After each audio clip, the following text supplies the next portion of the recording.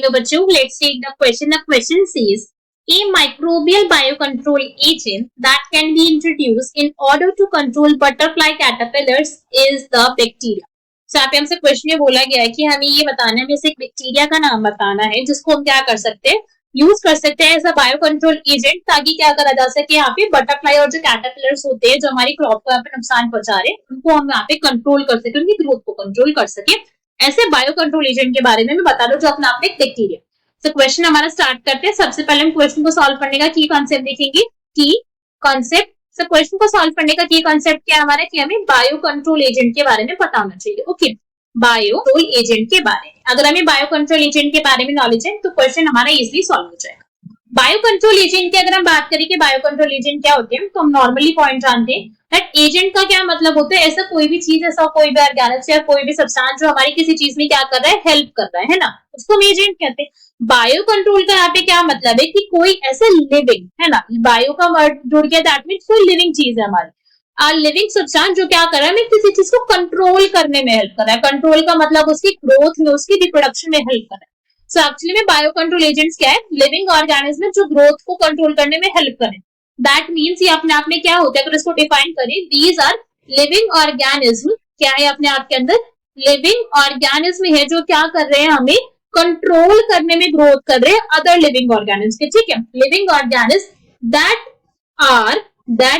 Are controlling, क्या कर रहे हैं, वो कंट्रोल कर रहे हैं, controlling growth of other organism की, वो क्या कर रहे हैं, दूसरे ऑर्गेनिज्म को, दूसरी ऑर्गेनिज्म की ग्रोथ को क्या कर रहे हैं, वो कंट्रोल कर रहे हैं, ग्रोथ ऑफ अदर ऑर्गेनिज्म. अब यहाँ पे जिस अदर ऑर्गेनिज्म की हम बात कर रहे हैं, वो अदर ऑर्गेनिज्म एक्चुअली में कैसे है, हमारी वो ऑर्गेनिज्म है जो हमको नुकसान पहुंचा रहे हैं. डायरेक्टली हमको नहीं पहुंचा रहे, तो हमारी क्रॉप को पहुंचा रहे हैं, मतलब अल्टीमेटली हमको लॉस करवा रहे किसी न किसी चीज का. तो ज्यादातर ये क्या होते हैं, दीज आर मोस्टली पेस्ट, ज्यादातर पेस्ट होती है, या फिर ये क्या होते हैं, हमारे ऐसे इंसेक्ट्स होते हैं, हमारे ऑर्थ्रोपॉड्स होती है, वीड्स होते हैं जो क्या कर रहे हैं, हमारी प्लांट को, हमारी क्रॉप्स को नुकसान पहुंचाने का काम कर रहे हैं. तो हम क्या करना चाहते हैं, हम इन्हीं पेस्ट और इन्हीं वीड्स की ग्रोथ को कंट्रोल करना चाह रहे हैं. इनको हम चाहते हैं कि हमारी क्रॉप्स को नुकसान ना पहुंचाए.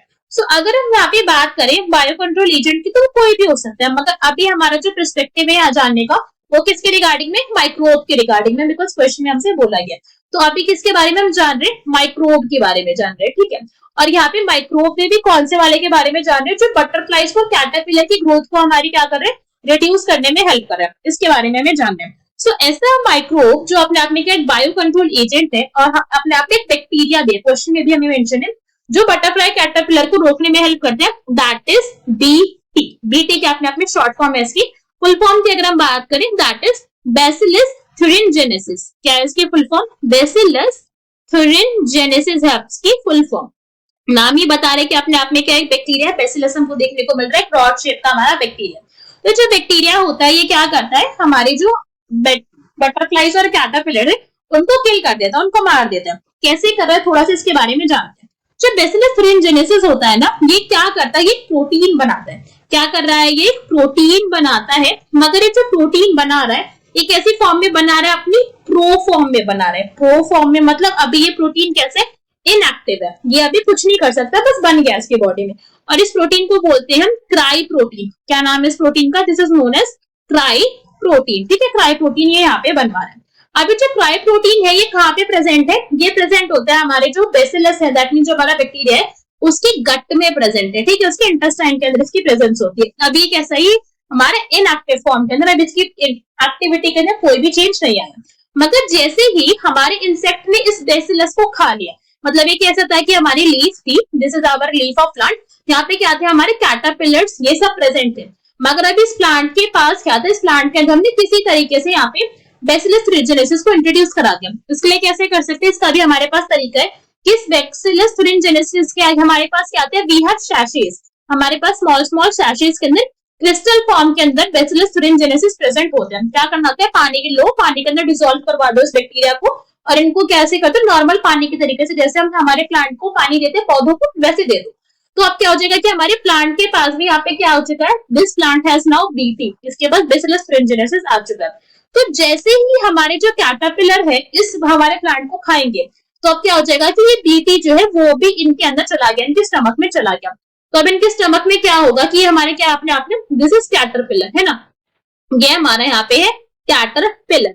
अब जैसे ही कैटरपिलर ने इनको खाया तो यहाँ पे जो ये प्रो वाला जो हमारा यहाँ पे प्रोटीन था, ये जो प्रो प्रोटीन था, प्रो प्रोटीन, ये कन्वर्ट हो जाता है किसके अंदर, हमारे प्रोटीन के अंदर, ठीक है, प्रोटीन के अंदर कन्वर्ट हो गया। दैट मीन्स अपनी एक्टिव फॉर्म के अंदर ये प्रोटीन आ गया।